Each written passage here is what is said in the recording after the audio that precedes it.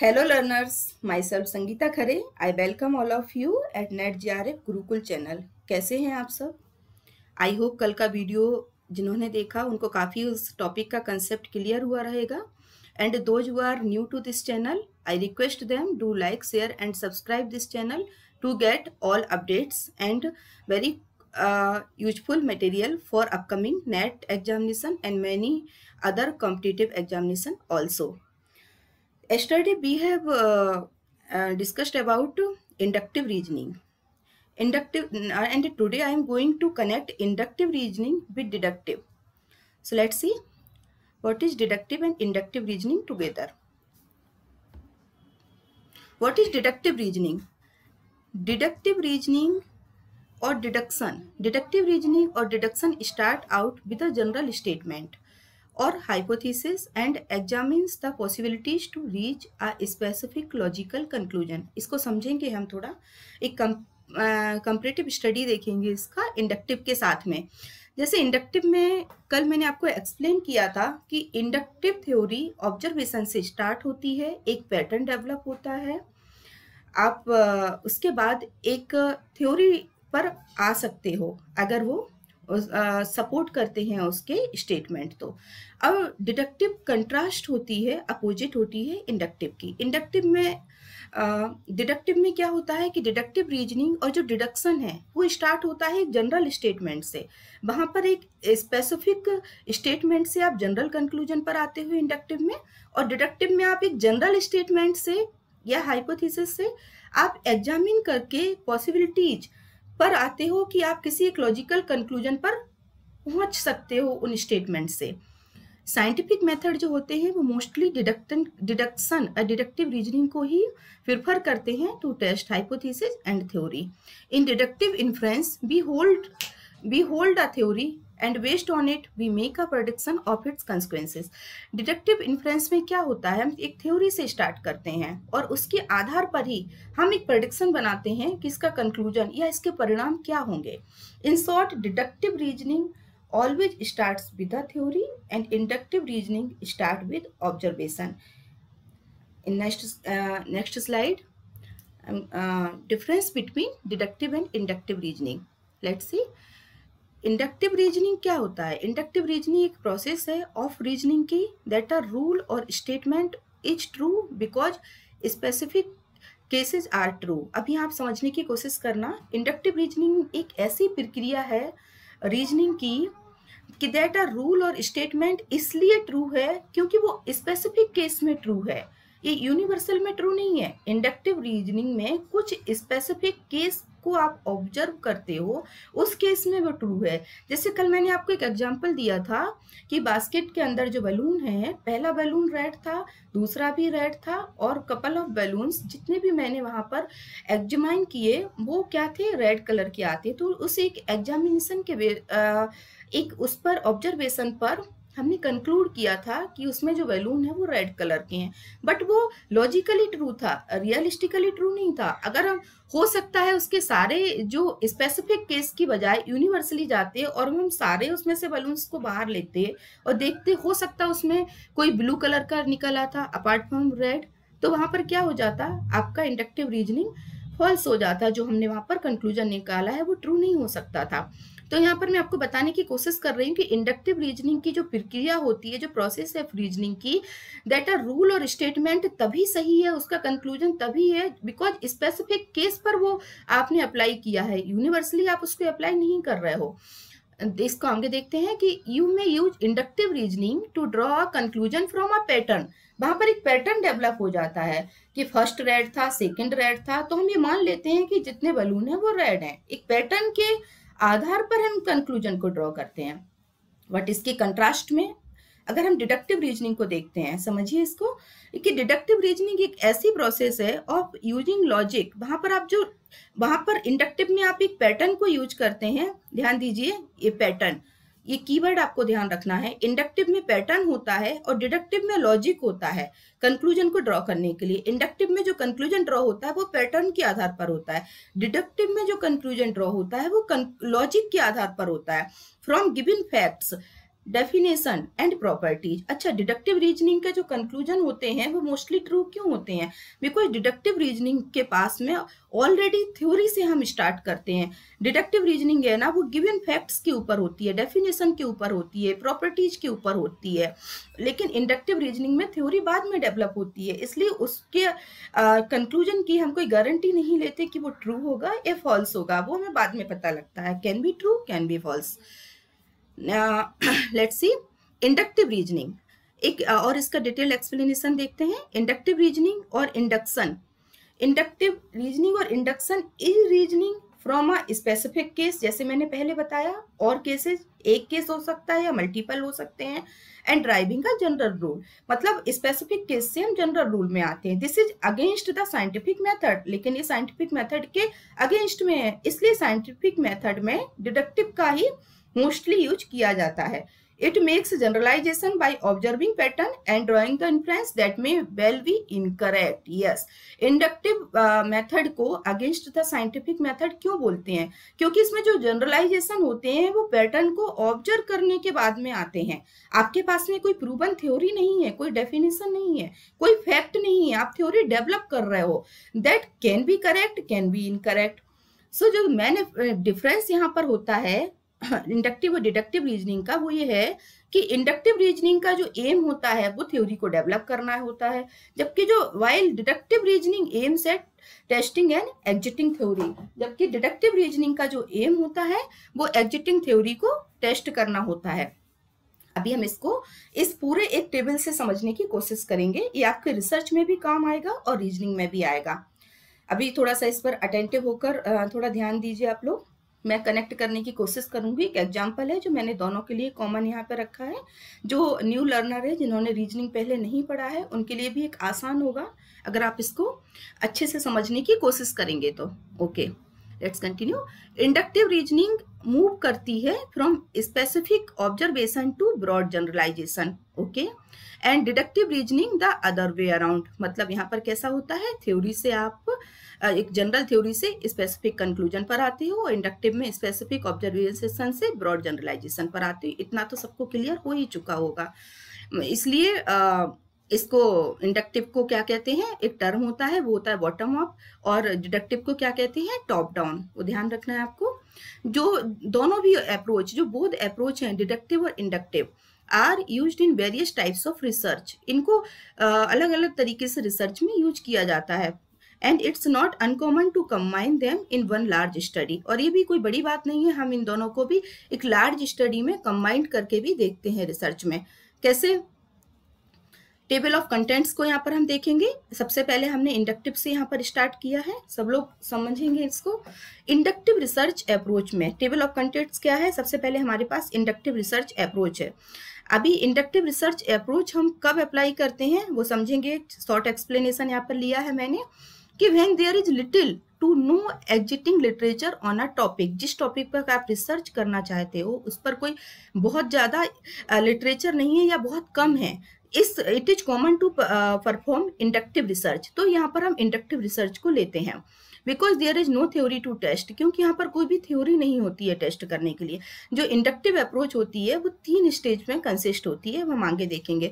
यहाँ पर आप समझिए, इन 2 लाइन में बताने की मैं कोशिश कर रही हूँ आपको कि इंडक्टिव को रिसर्च में, इंडक्टिव अप्रोच को रिसर्च में आप कब लेते हैं कि जो टॉपिक आपने रिसर्च के लिए ऑप्ट किया है उस टॉपिक पर या तो बहुत कम लिटरेचर होता है या होता ही नहीं है। It is common to perform, तो यहाँ पर ये जरूरी हो जाता है, ये बहुत आसान तरीका है कि हम इंडक्टिव अप्रोच से उस पर रिसर्च करें because there is no theory to test. अगर थ्योरी होगी तो वो डिडक्टिव हो जाएगा रिसर्च, लेकिन थ्योरी नहीं है इसलिए इंडक्टिव को हम लेंगे। और इंडक्टिव अप्रोच इसलिए लेंगे कि थ्योरी नहीं है, और थ्योरी है तो ऑटोमेटिकली वो डिडक्टिव हो जाएगा, इसको आप समझ सकते हैं। तो जो इंडक्टिव अप्रोच है वो 3 स्टेज में होती है। देखते हैं, वेरी फर्स्ट मैंने बताया हुआ था कल आपको, एक प्रिंसिपल्स बताए थे, इसमें फर्स्ट होता है observation.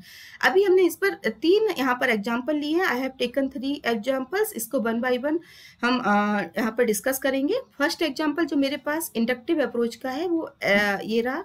The teacher used power point in last few classes. जो टीचर थे था उन्होंने पावर पॉइंट को अपनी कई क्लासेस में यूज किया, ठीक है। Therefore the teacher will use power point tomorrow. तो मैंने यहाँ पर एक पैटर्न बना लिया कि इसका मतलब टीचर कल भी पावर पॉइंट का यूज करेगी क्लास में। ये हमारा ऑब्जर्वेशन है इंडक्टिव अप्रोच में, जैसे कि हम पहले ऑब्जर्व करते हैं। दूसरा एग्जाम्पल देखते हैं, Ram follows the keto diet. Ram keto diet को फॉलो करता है।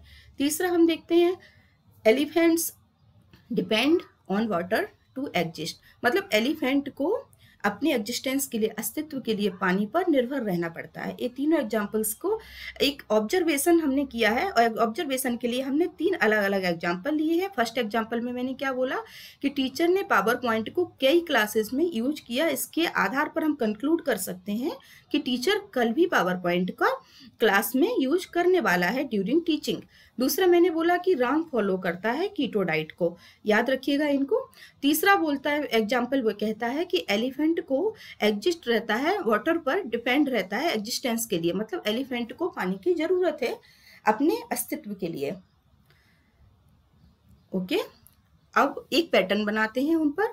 हमारे पास फर्स्ट ऑब्जर्वेशन था, अब उस ऑब्जर्वेशन के ही एक ग्राउंड पर हमने एक पैटर्न बनाया है। यहाँ पर जैसे मोस्ट ऑफ एक पैटर्न बन गया, क्योंकि टीचर्स ने क्या किया था, कई दिनों से यूज कर रहे थे, तो वो कल भी करेंगे। उसके आधार पर एक पैटर्न बन गया कि most of teachers prefer power point presentation during teaching. मैंने एक पैटर्न बना लिया यहाँ पर। जब मेरा एक ऑब्जर्वेशन हुआ कि एक टीचर थे क्लास में, उन्होंने कई दिनों पावर पॉइंट का क्लासरूम में यूज किया था ड्यूरिंग टीचिंग। फिर मैंने उसको प्रेडिक्ट किया कि इसका मतलब वो कल भी करेंगे, और लकीली उन्होंने कल किया भी। तो एक पैटर्न बन गया कि मोस्ट ऑफ टीचर्स प्रिफर करते हैं पावर पॉइंट प्रेजेंटेशन को टीचिंग के ड्यूरिंग में।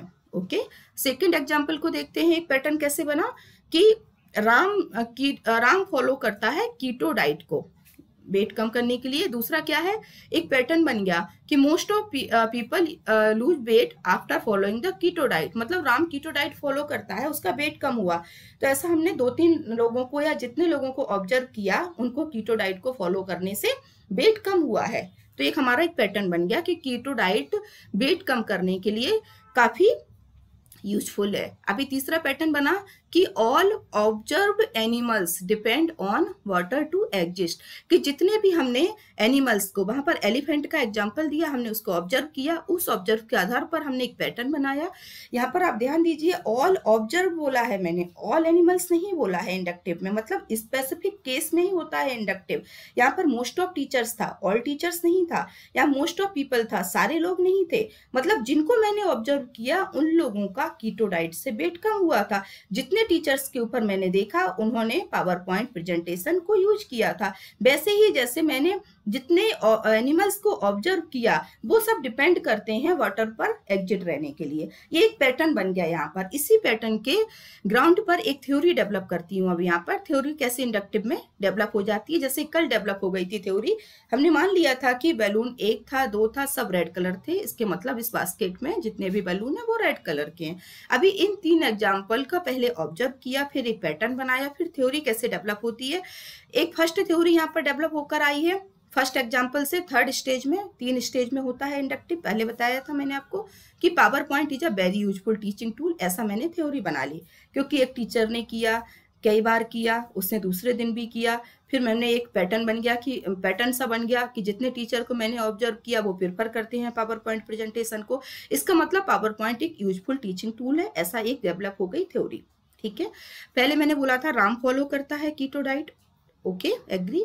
सेकंड मैंने एक पैटर्न बनाया, पता किया मैंने, और थोड़ा सा ऑब्जर्वेशन किया। जितने लोगों को मैंने ऑब्जर्व किया, उन लोगों का वेट कम भी हुआ था कीटो डाइट से। तो एक यहाँ पर थ्योरी क्या डेवलप हो गई कि राम का भी वेट कम हो जाएगा कीटो डाइट को फॉलो करने से। एक थ्योरी बन गई है।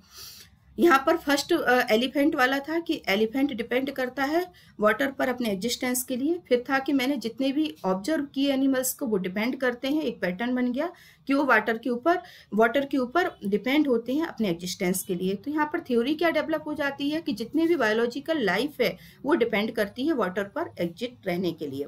ये मैंने यहाँ पर इंडक्टिव अप्रोच से रिसर्च में एक थ्योरी डेवलप कर ली। अभी इसकी लिमिटेशन देखेंगे कि इंडक्टिव अप्रोच की लिमिटेशन क्या है। सबके दिमाग में मेरे ख्याल से इसका एक आंसर आ जाना चाहिए कि इसकी लिमिटेशन ये है कि जो इंडक्टिव अप्रोच होती है वो स्पेसिफिक केसेस के ऊपर होती है, आप यूनिवर्सली इसको अप्लाई नहीं कर रहे हो, इसलिए इसकी लिमिटेशन होती है कंक्लूजन में कि जितने लोगों पर आपने स्टडी की उनके ही आधार पर ये कंक्लूजन निकला है, ये यूनिवर्सली अप्लाई नहीं हो सकता है। देखते हैं कैसे। लिमिटेशन इसकी है कि a conclusion drawn on the basis of inductive method can never be proven, इसको आप प्रूव नहीं कर सकते हो, but it can be invalidated. Invalidated कैसे कर सकते हो कि अगर मैं सर्वे करूं पूरे जितने भी टीचर हैं एंटायर वर्ल्ड में, मैं देखूं क्या वो सब पावर पॉइंट का प्रेजेंटेशन का यूज करते हैं, तब ये एक होगा कि ये परमानेंट थ्योरी है। और दूसरा मैं बोलूं क्या जितने लोग हैं जिन्होंने आज तक कीटो डाइट को फॉलो किया है क्या उन सब ने वेट कम किया है, तब ये हो जाएगा कि या इट्स वैलिड थ्योरी। लेकिन ऐसा हो नहीं सकता क्योंकि अभी हमने इसको ऑब्जर्व सब लोगों पर नहीं किया है, कुछ स्पेसिफिक केसेस पर किया है, इसलिए इसके जो कंक्लूजन होते हैं वो कैन बी करेक्ट और कैन बी इनकरेक्ट। अभी तीसरा क्या है कि all biological life depend on water to exist, या ये तो बिल्कुल सही है, ये प्रूव करता है कि जितना भी बायोलॉजिकल लाइफ है वो तो डिपेंड करती है, वाटर चाहिए अपने एग्जिस्टेंस के लिए। चलो इसका एक एग्जांपल से देखते हैं कि कैसे होता है इनवैलिडेट। आपने जो ऑब्जर्व किए टीचर, जितने टीचर्स को आपने ऑब्जर्व किया, जो टीचर्स आपने एक्चुअली ऑब्जर्व किए वो प्रेफर करते थे पावर पॉइंट प्रेजेंटेशन को टीचिंग के ड्यूरेशन में। All of them have a good experience with power point, उनका अच्छा एक्सपीरियंस था पावर पॉइंट के साथ में, which is in line with your theory, इसलिए आपकी वो एक वहां पर थ्योरी बन गई। लेकिन ये लिमिटेड है, आपकी ये थ्योरी है ना, ये आपके एक स्पेसिफिक केस पर है, जिनको आपने ऑब्जर्व किया वो प्रेफर करते थे, सबके लिए नहीं है, तो ये इसका लिमिटेशन हो जाता है इंडक्टिव अप्रोच का। However, you can never prove that all teachers will also be going to use the PowerPoint during teaching. लेकिन आप ये तो कभी भी प्रूव नहीं कर सकते हो कि सारे टीचर्स ही पावर पॉइंट का यूज करते हैं होंगे क्लासरूम में टीचिंग के लिए। Still the larger your data set the more reliable the conclusion. ठीक है, तो आपका जो कंक्लूजन होगा इसमें वो रॉन्ग नहीं है, लेकिन वो इनवैलिडेटेड हो सकता है अगर मैं पूरे डेटा कलेक्ट करूं और वहां पर ये प्रूव कर दूं कि इतने टीचर पावर पॉइंट को यूज नहीं करते हैं, इतने लोगों का वेट कम नहीं हुआ है। लेकिन फिर भी इसमें चांसेस रहते हैं कि जो इंडक्टिव अप्रोच से कंक्लूजन ड्रॉ हुआ है, अगर आपका डेटा सेट बड़ा है तो उसकी रिलायबल होने के थोड़े से चांसेस बढ़ जाते हैं। अभी इसी एग्जाम्पल को हम डिडक्टिव में देखेंगे, एग्जाम्पल वही रहेगा, हम इसको डिडक्टिव में देखेंगे, अभी हमने इंडक्टिव में देखा था। जब भी हम when we conducting the deductive research, जब भी हम डिडक्टिव रिसर्च को कंडक्ट करते हैं, you always start with the theory, हम हमेशा एक थ्योरी से स्टार्ट करते हैं। डिडक्टिव जो रिसर्च, डिडक्टिव जो अप्रोच होती है वो हमेशा थ्योरी से स्टार्ट होती है। और जो थ्योरी कहाँ से आती है डिडक्टिव रिसर्च के लिए, ये रिजल्ट होता है इंडक्टिव रिसर्च का। इंडक्टिव रिसर्च करने के बाद में जो थ्योरी बनती है वही थ्योरी यहाँ टेस्ट होने के लिए डिडक्टिव रिसर्च में आती है, ये ध्यान रखिए आप। Reasoning डिडक्टिवली means testing these theories, मतलब रीजनिंग डिडक्टिवली, आप डिडक्टिवली डिडक्शन कर रहे हो किन थ्योरी का, जो इंडक्टिव अप्रोच से आपको जो थ्योरी डेवलप हुई है उसकी टेस्टिंग डिडक्टिव अप्रोच में होती है, ये प्रूव करने के लिए कि ये ट्रू है या फॉल्स है। If there is no theory at, अगर कोई थ्योरी नहीं है, you can not conduct the deductive research, आप कोई भी डिडक्टिव रिसर्च कंडक्ट नहीं कर सकते हो, क्योंकि डिडक्टिव रिसर्च स्टार्ट ही थ्योरी से होती है। और डिडक्टिव रिसर्च में थ्योरी कहाँ से आती है, जो इंडक्टिव रिसर्च का रिजल्ट होती है उनका टेस्ट डिडक्टिव में किया जाता है, उनको प्रूव करने के लिए कि ये सही है या गलत है, ये एक्सेप्ट होगी या रिजेक्ट होगी। देखते हैं कैसे। The deductive research approach consist of 4 stage, इसमें 4 स्टेज होती हैं। अब स्टार्ट किससे करते हैं, एग्जिटिंग थ्योरी से। एग्जिटिंग थ्योरी कहाँ से आती है हमारे पास में, जो हमें इंडक्टिव के रिजल्ट से मिली है। तो हमारी यहाँ पर थ्योरी क्या होगी, जो लास्ट हमारी डिडक्टिव का रिजल्ट था। लास्ट स्लाइड में आपको यहाँ दिखाती हूँ वही थ्योरी। एक और स्लाइड यहाँ पर लेती हूँ मैं, इसके प्रीवियस वाली, यहाँ पर yes, start with an existing theory. Okay, यहाँ मैं कनेक्ट कर देती हूँ आपको कि एक थ्योरी बन गई थी वहाँ पर कि पावर पॉइंट एक वेरी यूजफुल टीचिंग टूल है। एक थ्योरी ये थी जो फर्स्ट एग्जांपल से हमको मिली थी इंडक्टिव अप्रोच में। दूसरी मिली थी हमको एक theory, second theory we get from inductive approaches, Ram, Bill, likely lose weight after following keto diet, एक थ्योरी ये थी। तीसरी थी all biological life depends on water to exist. इन तीनों थ्योरी को हम अब डिडक्टिव जो हमें इंडक्टिव से मिली है यहाँ पर उसको हम टेस्ट करेंगे। कैसे करेंगे? सबसे पहले हम हाइपोथेसिस फॉर्मुलेट करेंगे इन थ्योरीज के लिए, एग्जिस्टिंग थ्योरीज के आधार पर। If teacher says no other tool except the power point they will definitely use it. पहली थ्योरी की हाइपोथेसिस हमने क्या बनाई है कि अगर टीचर्स के पास में कोई दूसरा टीचिंग टूल नहीं है तो डेफिनेटली वो पावर पॉइंट यूज करेंगे। एक हाइपोथेसिस हमने यहाँ पर ये क्रिएट की। दूसरी हाइपोथेसिस क्या बनाई है मैंने? All my friends who choose keto diet they lose weight. जितने भी मेरे फ्रेंड्स ने कीटो डाइट को चूज किया था उनका वेट कम हो गया। तीसरा थ्योरी, एक हाइपोथेसिस क्या बनाया मैंने थर्ड थ्योरी से कि all land mammals depend on water to exist, कि जितने भी लैंड मैमल हैं वो सब डिपेंड करते हैं वाटर पर एग्जिस्टेंस के लिए। ये जो थर्ड हाइपोथेसिस है वो थर्ड थ्योरी से, सेकंड है वो सेकंड थ्योरी से, फर्स्ट है जो फर्स्ट थ्योरी से। और ये थ्योरी हमें कहाँ से मिली थी? ये हमें इंडक्टिव अप्रोच के कंक्लूजन है जिनको अभी हम यहाँ पर टेस्ट कर रहे हैं। नेक्स्ट स्टेप देखते हैं। अब डाटा कलेक्ट करना है। हाइपोथेसिस हो गया, उन थ्योरीज के लिए हम डेटा कलेक्ट करेंगे। डेटा कलेक्ट कैसे करेंगे? अब आप कलेक्ट करो data of all teachers who prefer to use PowerPoint presentation in classroom, जो प्रेफर करते हैं पावर पॉइंट प्रेजेंटेशन, क्योंकि हमें जो डिडक्टिव अप्रोच से जो थ्योरी मिली है वो उसको वैलिडेट करना है या इनवैलिडेट करना है, उसके लिए हमें डेटा कलेक्ट करना पड़ेगा डिडक्टिव में। तो हम सबसे पहले जो हमारे पास एग्जांपल था वो टीचर्स वाला था कि टीचर्स प्रेफर करते हैं पावर पॉइंट को। तो आप कलेक्ट कीजिए टीचर्स का जो प्रेफर करते हैं पावर पॉइंट प्रेजेंटेशन क्लासरूम में। दूसरा, आप कलेक्ट कीजिए डेटा ऑफ पर्सन जो जिनका वेट कम हुआ हो कीटो डाइट को चूज करने से, ठीक है। और स्टडी कीजिए ऑल लैंड मैमल का, स्पीसीज का, जितनी भी प्रजाति है मैमल की, देखो if they depend on water, क्या वो रियली वाटर पर डिपेंड करते हैं। अब हमारे पास जब डेटा कलेक्ट हो जाएगा उसके बाद हम एनालिसिस करते हैं रिजल्ट को। डज द डेटा रिजेक्ट और support the hypothesis? Hypothesis means जो थ्योरी मिली थी हमको इंडक्टिव अप्रोच से, अब उसको देखेंगे कि वो रिजेक्ट होती है या फिर सपोर्ट करती है।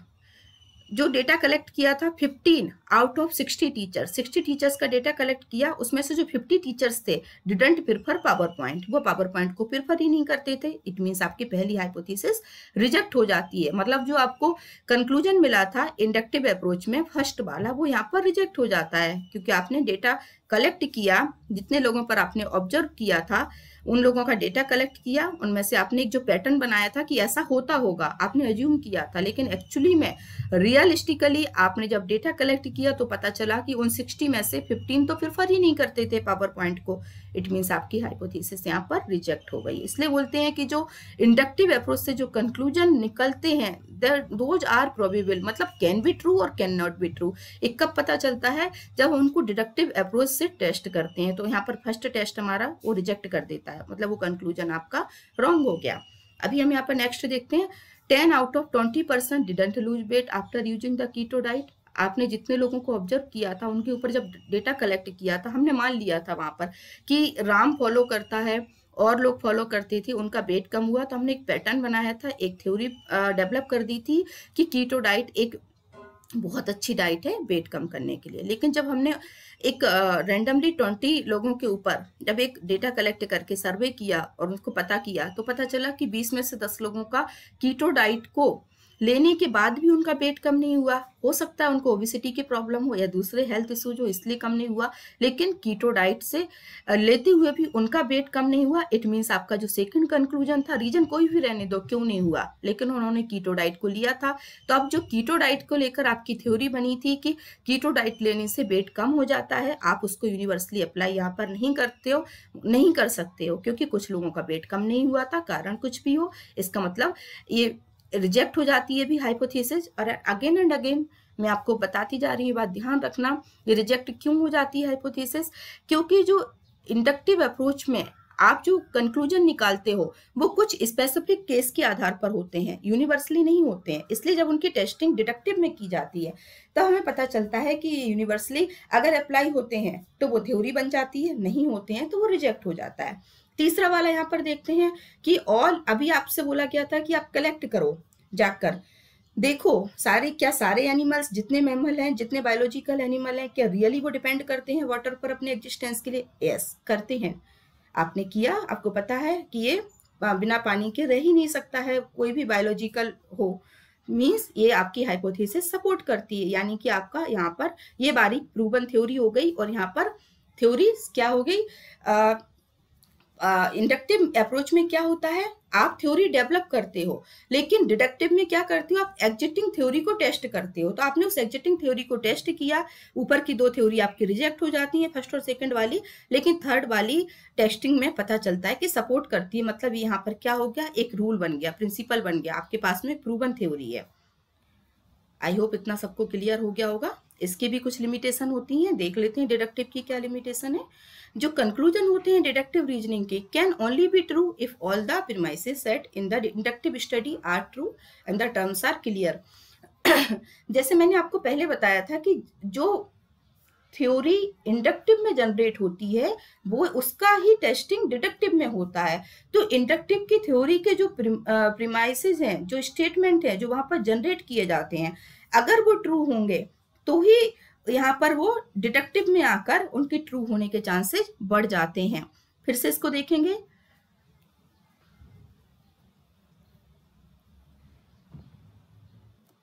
फिर से देखते हैं कि जो कंक्लूजन है डिडक्टिव रीजनिंग के, वो तभी ट्रू होते हैं क्योंकि अगर आपने जो स्टेटमेंट लिए हैं इंडक्टिव स्टडी से, अगर वो स्टेटमेंट ट्रू है तो वो डिडक्टिव में आकर उसका कंक्लूजन भी ट्रू हो जाता है। आई होप ये सबको क्लियर हुआ होगा। इसका एक बहुत ही आसान सा एग्जांपल देखते हैं डिडक्टिव का।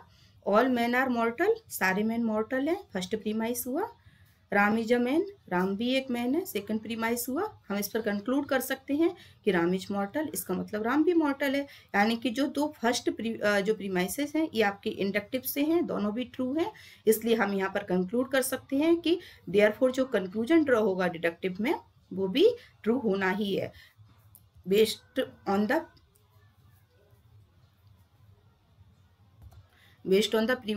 premises we have the conclusion must be true. However, if the first premise अगर इसमें से रॉन्ग हो जाता, अगर ऐसा नहीं होता, वो बोलते कि फ्यू मैन आर मॉर्टल, तो आपका कंक्लूजन राम इज मॉर्टल यूनिवर्स तो कभी नहीं हो पाता, क्योंकि इसमें प्रीमाइसेस का जो आप ले रहे हो इंडक्टिव अप्रोच से, उनका ट्रू होना जरूरी है कंक्लूजन को ट्रू करने के लिए। Okay, so this was my today's topic. I have connected with the topic with my last video that was about inductive reasoning. Today I have explained what is deductive reasoning and comparative study of deductive and deductive and inductive research approach. I request everyone who are new to this channel, kindly do like, share and subscribe, and do drop your feedback in comment box for more updates. Thank you so much. Thank you everyone.